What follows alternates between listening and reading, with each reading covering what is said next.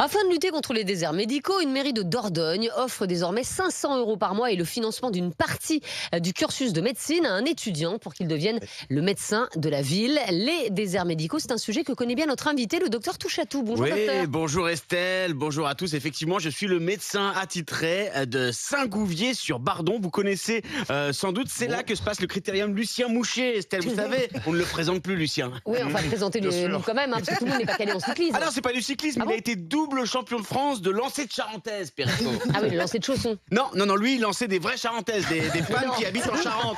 Ah, c'est un petit sport très marrant, ça vaut le détour. Alors, ça doit être impressionnant, mais vous êtes le médecin généraliste donc à Saint-Gouvier-sur-Bardon. Oui. Et Saint-Gouvier-sur-Bardon, c'est un désert médical. Oui, voilà. Alors, du coup, je suis pas que médecin, je suis médecin très généraliste, puisque je suis aussi dermatologue, gynécologue, podologue, urologue, pédiatre, vétérinaire, proctologue et dentiste. Ma plaque, vous pouvez pas la louper, elle fait la taille de la porte de mon cabinet. Donc, Ah oui, mais ça fait quand même beaucoup de spécialités. Ça doit pas être facile de jongler entre tout ça. Ça demande de la discipline, Estelle. Et forcément, parfois, il y a la boulette. L'autre jour, je me suis mélangé les pinceaux. Résultat, j'ai fait un toucher dentaire à Madame Pichard et un détartrage rectal à Monsieur Mordier. Oh non, je peux vous dire que ça brillait tellement, on avait l'impression qu'il avait une lampe frontale dans le derrière. C'est quand même très embêtant. Et j'imagine que ce genre de boulette n'est pas un cas isolé en plus. Oui, j'essaie de faire au mieux. J'ai beaucoup moins de temps à consacrer à chaque patient, donc je trouve des petites astuces. L'autre soir, il y a le petit Lucas Chavroux qui est venu pour une entorse de la cheville. Et j'ai coupé la jambe, ça m'a fait gagner un bon quart d'heure. Mais enfin, docteur, le patient ne peut pas être très content. Oui, écoutez, les parents, ils étaient déjà heureux d'avoir un rendez-vous chez le médecin. Ça faisait 8 mois que le gamin, il hurlait à la mort. Le truc, c'est que là, on a la paix, mais Lucas aura sa prothèse en 2036. Mais il y a le temps d'attendre que ça pour avoir un rendez-vous médical?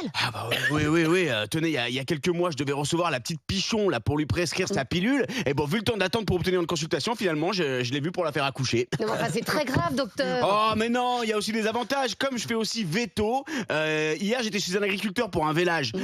J'ai dit, tant qu'on y est, autant provoquer l'accouchement de la petite Pichon. Oh non, si. On a tout fait dans les tables.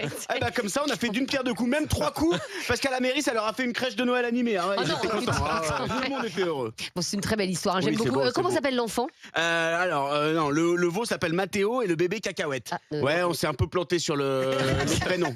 J'ai confondu. Voilà. Excusez-moi. Non, c'est une de mes patientes. Ah bon? Oui, Madame Morel. Oui, je suis à Paris, je rentre ce soir. Ah, vous en avez plus? Je vous en prends 20 paquets, d'accord, des rouges, très bien, pas de problème. Merci, au revoir. Oh, vous êtes sympa de rapporter ces médicaments. Non, des clopes. Parce que je fais aussi bureau de tabac parce qu'il a fermé il y a 6 ans dans le village, donc voilà. Enfin, c'est quand même pas très sain pour un docteur d'encourager ses patients à fumer. C'est pas faux, mais d'un autre côté, comme je suis aussi cancérologue, c'est bon pour mes affaires, quoi, vous comprenez? Et au niveau du rythme, vous tenez le coup quand même, docteur? C'est dur. J'ai commencé il y a à peine 6 mois, je ressemblais au docteur Ross dans Urgence, vous voyez. Maintenant, je suis le docteur Raoult, quoi. C'est compliqué. Allez, je vous laisse, j'ai rendez-vous chez un médecin pour mon burn-out. Ça fait 6 mois que j'attends le rendez-vous, donc faut pas que je le loupe. Venez à petite consultation, je vous reçois gratuitement, il y a 8 mois d'attente. Et vous faites un prix? Non, ça non. Merci beaucoup, Pierre-Antoine Damecourt. Tous les jours, le Damecourt du jour dans Estelle Midi. Et puis bien sûr, vous retrouvez Pierre-Antoine en podcast rmc.fr, l'appli RMC et toutes vos applis de téléchargement.